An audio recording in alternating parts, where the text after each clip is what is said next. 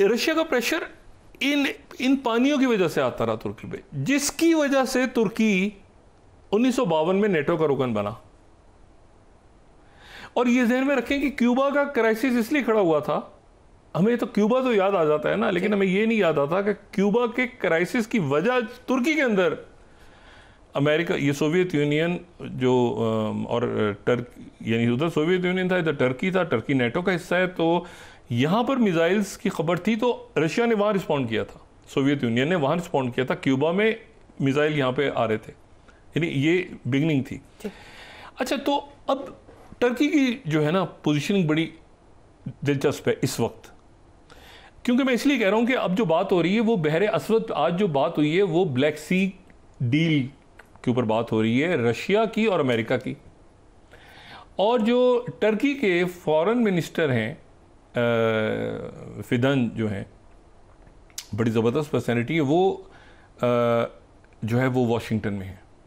और वहाँ पे उनकी मार्को रूबियो से मुलाकात हो रही है, उनकी भी मार्को रूबियो से भी म्यूनिख में भी मुलाकात हुई थी। तो टर्की जो है वो अचानक नेटो को याद आ गया है और सारे मुल्कों को याद आ गया है कि टर्की भाई ये रशिया और उनका मामला हो रहा है। अच्छा, वो अभी तक जो है ना वो कभी उन्होंने ईयू में नहीं आने दिया, मुसलमान मुल्क है क्यों आएंगे,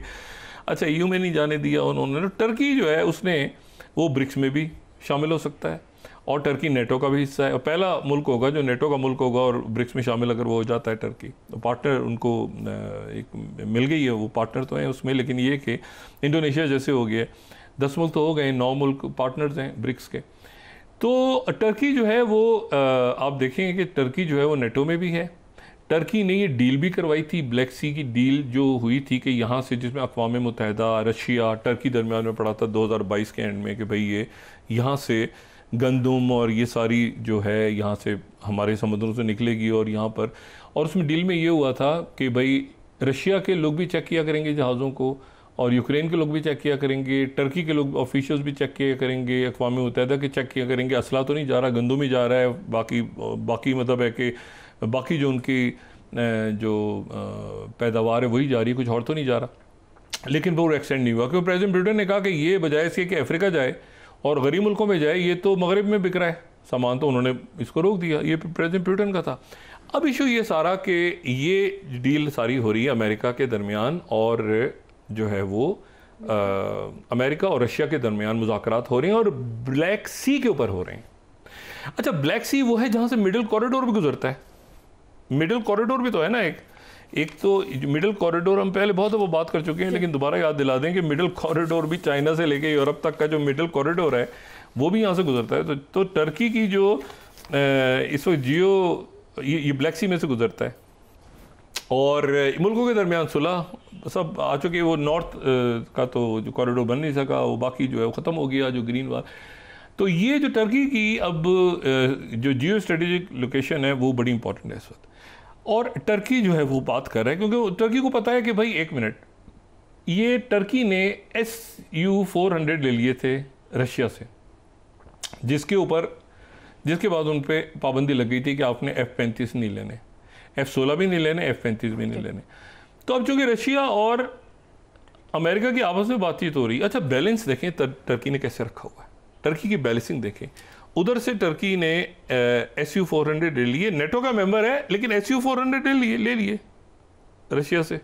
सौदा का उसका कर लिया अपना वेपन्स का। हालांकि टर्की का अपना जो वेपन सिस्टम है वो भी बड़ा ज़बरदस्त है, डिफेंस उनका सिस्टम, लेकिन साथ ही उनका जो था वो पाबंदियाँ लगी हुई थी वहाँ से। तो एक तो बात ही होगी। F-35 के हवाले से खैर मेरे अपने कुछ हमेशा ज़हन में सवाल रहते हैं कि क्या F-35 इतना ज़बरदस्त है या नहीं है, लेकिन बहरहाल F-16 उनके पास हैं, वो उनके ऑर्डर दिए हो तो F-16 और F-35 की वो बात करने गए कि पाबंदियाँ ख़त्म की जाएँ जो आपने लगाई थी। और जब जाहिर है कि पुतिन और ट्रंप की डायरेक्ट बात हो रही है और वो तस्वीर भेज रहे हैं और उनकी दुआएँ कर रहे हैं गिरजा घर में जाके, तो फिर जाहिर है कि अभी सूरत हाल में टर्की दरमियान, टर्की से सोचते, और टर्की की पोजीशन बड़ी इंपॉर्टेंट है। तो टर्की इस वक्त वहाँ पे मौजूद है और टर्की ने तो एक तो ये ध्यान में रखें कि ये जो सऊदी अरब में जो बात अब हो रही है, पूरी कोशिश है प्रेसिडेंट ट्रंप की कि किसी तरह ये 20 अप्रैल से, ईस्टर से पहले सीज़ फायर हो जाए, कंप्लीट सीज़ फायर। रशिया ने कहा हमने तो सीज़ फायर कर लिया, क्योंकि 2 दफ़ा बात हुई है ना उनकी, फरवरी और मार्च में 2 दफ़ा टेलीफोन पे बात हुई है, और बात ये हुई है टेलीफोन पे कि भाई वो एनर्जी इंफ्रास्ट्रक्चर को हिट नहीं करेंगे, तो एनर्जी इंफ्रास्ट्रक्चर को तो हिट नहीं कर रहे, लेकिन इस दौरान मुकम्मल जो है रशिया की कोशिश होगी कि जितनी ज़्यादा जगह ऑक्यूपाई कर सकता है वो ऑक्यूपाई कर ले, और ताकि ऑक्यूपाई कर ले, क्योंकि ये वो जगह हैं जिनके बारे में स्टीव विटकॉफ भी कह चुके हैं और जेडी वेंस भी कह चुके हैं और मार्को रूबियो भी कह चुके हैं कि ये अब इलाके वापस जाना तो मुश्किल है। ये सारा उस वक्त होता है टर्की के अंदर एक इंटरनल पॉलिटिकल टर्मोइल है, जिसके बारे में जिसको देखना है कि तैयब प्रेसिडेंट उर्दुगन उससे कैसे निपटते हैं, क्योंकि उसका असर अगर वो बढ़ता है तो उसका असर सीरिया पे पड़ेगा, और सीरिया जो है वो वहाँ पे अहमद शारा और सीरिया पे पड़ेगा, और सीरिया से जाएगा मामला इसराइल तक, और यहाँ पे बाकी जो मिडिल ईस्टर्न कंट्रीज़ हैं वहाँ तक जाएगा। तो यहाँ पर ये सूरत हाल डिवेलप हो रही है। इसको अब देखिए ना, सऊदी अरेबिया में ब्लैक सी के ऊपर मामला तय पा रहे हैं, तुर्की और सऊदी अरेबिया के मामला बिल्कुल ठीक है, अरब ममालिक के, और इनके जो तलखियाँ थी वो ख़त्म हो चुकी हैं। दरमियान में चाइना खामोशी से बैठा है, चाइना मौजूद है, चाइना मौजूद है दरमियान में, वो नज़र नहीं आता, ठीक है। चाइना उस खतरे की तरह है, जो खतरा आपको नज़र नहीं आता ना, मौजूद होता है हर वक्त जी। तो चाइना मौजूद है। ब्रेक के बाद डॉक्टर साहब डिस्कस कर लेते हैं जी। नाज़रीन वापस आते हैं।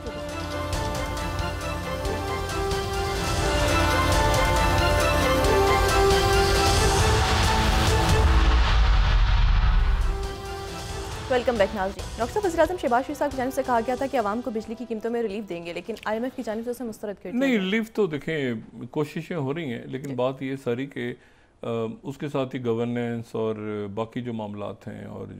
मतलब है कि जो अखराजात हैं हमारी रियासत के, वो भी तो देखें ना, बहुत ज़्यादा हैं। और दुनिया में शायद ही कोई मुल्क हो जो इन हालात में ये जो इकॉनमीज़ हैं उसमें वो इतना ज़्यादा खर्च कर रहा हो कि सारी दुनिया परेशान है कि ये इस मुल्क में कहाँ से डॉलर या पैसे जो हैं क्या दरख्तों से लोग तोड़ रहे हैं। तो एक आपको एलिट नज़र आ रही है जो क्रॉस करती जा रही है, और वो इससे बिल्कुल, क्योंकि अकाउंटेबिलिटी नहीं है इस वक्त मौजूद नहीं है, प्रायोरिटी नहीं है, और अकाउंटेबिलिटी जो नहीं होगी तो उसके नतीजे में गोलियां भी चल रही हैं, और सोशल अनरेस्ट भी है, और टेररिज्म भी बढ़ रहा है, और सब सारा आपस में इंटरलिंक्ड है। तो देखते हैं कि कैसे आगे हम निकलते हैं इस सारे मामले से। मैं आपको सिर्फ भी बताता चलूँ, बात तो एक तो ये हो गया ना कि यहाँ से आप ब्लैक सी को आप कनेक्ट करें। दूसरा जो यूक्रेन का मामला है, तो यूक्रेन का ध्यान में रखें। मैं हमेशा ये बात कहता हूँ कि यूक्रेन का जो जंग है वो सिर्फ यूक्रेन की हद तक नहीं है, बल्कि एक तो आप देखेंगे इसमें अब ब्लैक सी आ गया, और इसमें जो असल फ्यूचर का जो असल मेरा ख्याल है एक महाज खुलने जा रहा है ना, असल महाज वो आर्कटिक के अंदर है, जिसको आप नॉर्थ पोल कहें या आर्कटिक कहें, जो भी, और वो असल महाज है। यानी आपका जहन सारा रहेगा कि यूक्रेन में क्या हो रहा है, यूरोप में क्या हो रहा है, ऊपर जो एक आने वाले सालों की या आने वाले अरसे की जो जंग है उसमें ऊपर बहुत बड़ा एक महाज खुलने जा रहा है, और वो आर्कटिक ओशन है, क्योंकि बर्फ पिघल रही है, और अगर आप उस मैप को देखें कि आर्कटिक ओशन के जो मुल्क हैं, तो तकरीबन 53.9% वहाँ पे रशिया है। यहाँ पे अगर हम इसको देखें तो आपको सबसे ज़्यादा यहाँ पे रशिया नज़र आ रहा है, और फिर आपको जो है वो जो रशिया नज़र आ रहा है, फिर उसके बाद अगर और कोई मैप हो तो वो भी दिखा लीजिएगा जिसमें मुल्कों का अगर नाम हो यहाँ पे, तो रशिया है सबसे ज़्यादा आर्कटिक ओशन में। अगर कोई मुल्क अपनी सरहदें रखता है तो वो जो है वो रशिया है, और रशिया का सबसे बड़ा, अगर और कोई मैप भी आएगा हमारे सामने तो हम देखेंगे रशिया बहुत बड़ा आर्कटिक के अंदर रशिया है।